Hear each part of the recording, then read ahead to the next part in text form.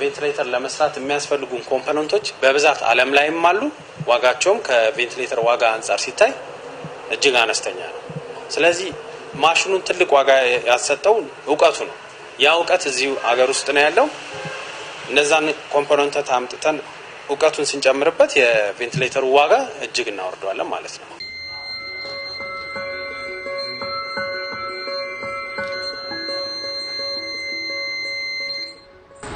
የመጀመሪያው ዓላማችን ይህንን ቬንቲሌተር በስፋት አምርቶ ለዚህ አሁን ለሚቀጥሉት 2 እና 3 ወር ይመጣል ተብሎ ለሚባለው ችግር መድረስ ነው።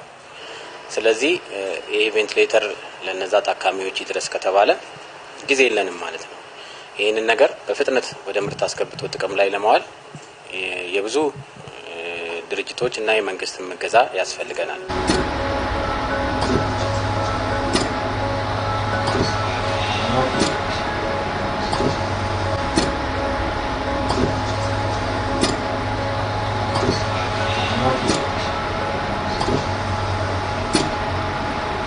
የኛ ቬንቲሌተር የአየር ግፊቱን በመቆጣጠር የሚሰራ ማሽን ነው። ሐኪሙ ከወሰናቸው መጠን በላይ ድንገት እንኳን ከሆነ የሴፍቲ ሜካኒዝም አለው።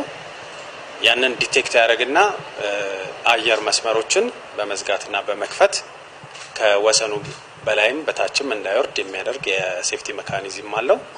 በተጨማሪ ያ እንኳን ቢታለፍ ለሐኪሙ በድምጽና በምስል አላርም የሚያስተላልፍበት ሜካኒዝም ተጨምሮበታል። ይህን ፕሮቶታይፕ ለማምረት በቀን እስከ 20-50 እናመርታለን ብለን እናስባለን።